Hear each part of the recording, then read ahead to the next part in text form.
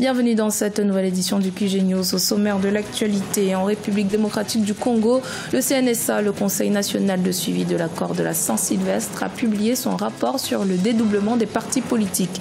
Il recommande notamment au ministère de l'Intérieur de reconnaître les MSR dirigés par François Rubota au détriment de celui dirigé par l'ancien conseiller du président Joseph Kabila en matière de sécurité, Pierre Lumbi, aujourd'hui bras droit de Moïse Katumbi. Au Rwanda, des membres du secteur privé de la société civile et les décideurs politiques des pays africains se sont rencontrés mardi 20 mars en marge du sommet sur le libre-échange. L'objectif, élaborer une stratégie d'implémentation de l'accord de la zone de libre-échange continentale, un accord qui a été signé ce 21 mars par 44 pays africains. Et puis au Zimbabwe, l'État a modifié la loi d'indigénisation et d'émancipation économique mise en place en 2007 et qui a imposé une majorité zimbabwéenne dans les entreprises. Désormais, cette clause n'est plus obligatoire à l'exception de certains secteurs d'activité. En République démocratique du Congo, le Conseil national de suivi de l'accord de la Saint-Sylvestre a publié ce mercredi 21 mars son rapport sur le dédoublement des partis politiques. Tous les partis dédoublés appartenant au G7 ont tous été attribués à leurs initiateurs membres de l'opposition, à l'exception du parti Mouvement pour la solidarité et la reconstruction de Pierre Lumbi, président du G7. Ce dernier est appelé à créer un autre parti politique car selon le Conseil, il n'a fourni aucun document faisant preuve qu'il en est le fondateur. Le gros de ce rapport reste encore le cas de l'UDPS qui sera statué dans 48 heures. Écoutons à ce propos Valentin Vangui, porte-parole du Conseil national de suivi de l'accord. Après débat et délibération, le CNSA a retenu ce qui suit. 1.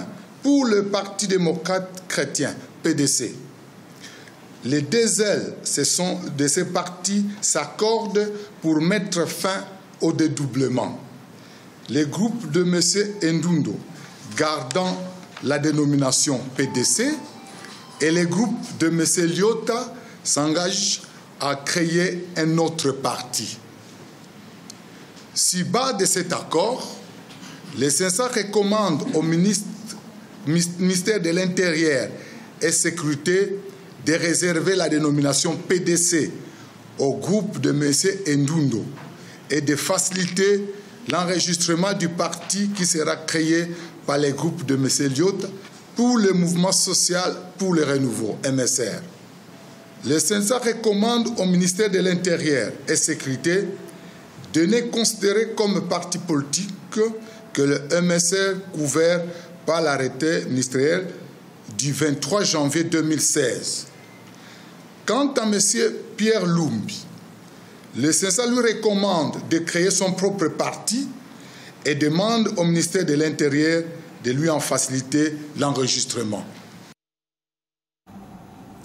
Le président camerounais Paul Biya est arrivé en Chine ce jeudi 22 mars, une visite de 2 jours qui donnera l'occasion au chef d'État camerounais de consolider les relations des deux pays. Le président Paul Biya rencontre en effet pour la première fois son homologue chinois Xi Jinping. Plusieurs contrats de partenariat sont attendus, comme cela a été le cas lors des dernières visites diplomatiques entre la Chine et le Cameroun.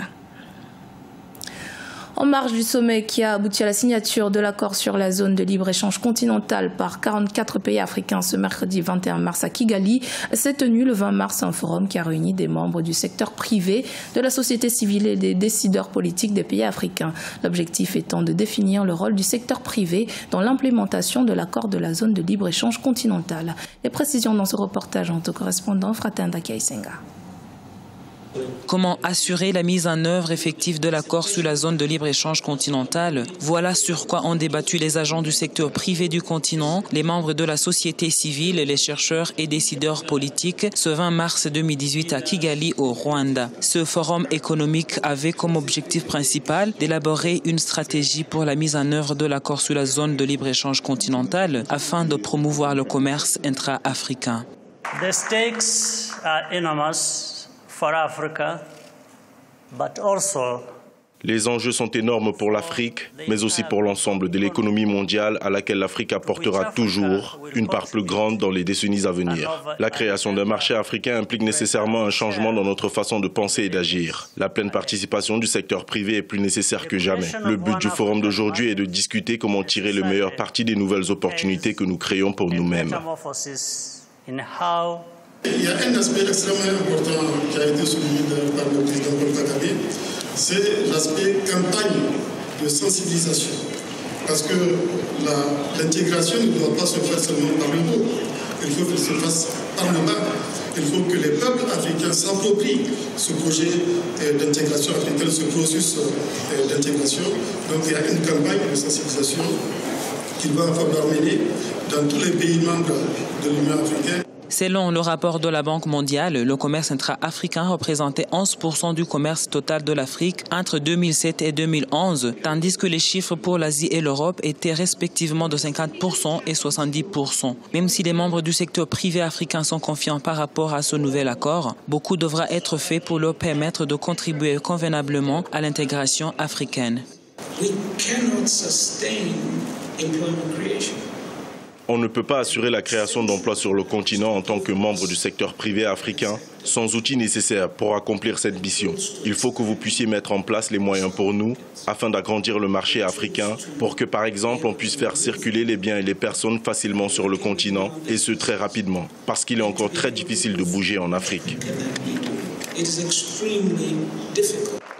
Selon ses promoteurs, l'accord de la libre-échange continental est un véhicule pour accroître le commerce intra-africain, éradiquer la pauvreté et approfondir l'intégration continentale. Il est également en accord avec les aspirations et la vision de l'agenda 2063 de l'Union africaine.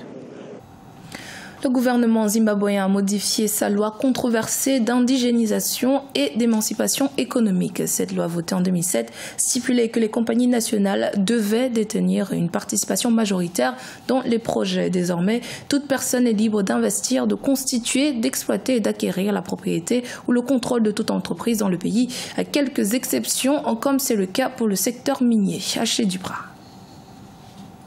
Au Zimbabwe, la loi d'indigénisation et d'émancipation économique connaît un nouveau souffle suite à une réforme officialisée le 14 mars par le gouvernement d'Emmerson Mnangagwa. Des secteurs tels que l'agriculture, la transformation du lait et la transformation du tabac, qui étaient auparavant réservés aux Zimbabwéens autochtones, sont désormais ouverts à tout investisseur consentant. Et par investisseur consentant, les autorités zimbabwéennes parlent de tout citoyen du Zimbabwe. La précision est importante car l'ancienne mouture de la loi définissait le Zimbabwéen tel un autochtone. Il faut dire qu'en 2007, la loi sur l'indigénisation et l'émancipation économique telle qu'elle fut adoptée avait été conçue pour accroître la part de Noirs zimbabwéens dans l'économie. Néanmoins, cette réforme pourrait être l'un des facteurs de la relance économique tant promise par Emmerson Mnangagwa. Le grand souci à l'époque, c'est que ceux qui ont bénéficié de la loi, c'était les proches du parti au pouvoir.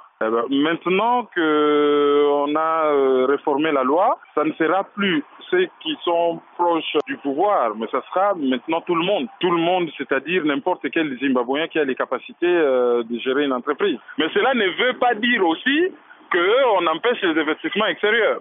Les investissements extérieurs sont le bienvenu au Zimbabwe, un pays qui traverse une situation économique très difficile. Les investissements extérieurs sont le bienvenu. Notons que certains secteurs restent sous la houlette de l'État, à l'image des entreprises des secteurs du diamant et du platine, qui sont en effet les exceptions à cette loi, où seule une participation étrangère à hauteur de 41% est autorisée. Symbole culturel et accessoire de mode, la couverture Basotho n'a pas perdu son essence et reste populaire au Lesotho. Cependant, les jeunes créateurs sentent aujourd'hui qu'ils peuvent créer quelque chose de nouveau dans l'histoire de leur pays en modernisant cette étoffe. Deogracias Podo. Comme la plupart des bergers du Lesotho, Tumizani Tikozo arbore fièrement son Basotho, cette couverture finement brodée qui reflète son identité culturelle. Ces tissus ont été introduits au Lesotho vers les années 1800 et sont devenus aujourd'hui le symbole et la marque nationale du pays. Officiellement, les couvertures Basotho sont produites par une seule entreprise autorisée par la famille royale, mais de plus en plus de jeunes créateurs, acteurs de la mode, les reproduisent. Tikozo en fait partie. Il veut faire connaître davantage sa culture. Il fabrique lui-même ses couvertures. Je dois concevoir ces couvertures qui racontent différentes histoires sur les peuples Basotho.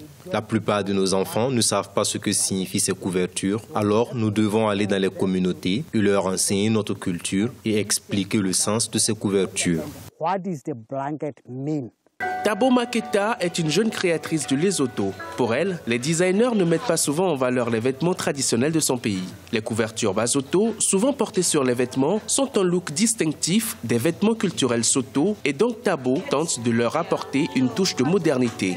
Elle fournit ses créations à 2 magasins, un à Johannesburg et un autre à Cape Town. Elle espère laisser un héritage et créer une dynamique de promotion de sa culture dans le reste du monde.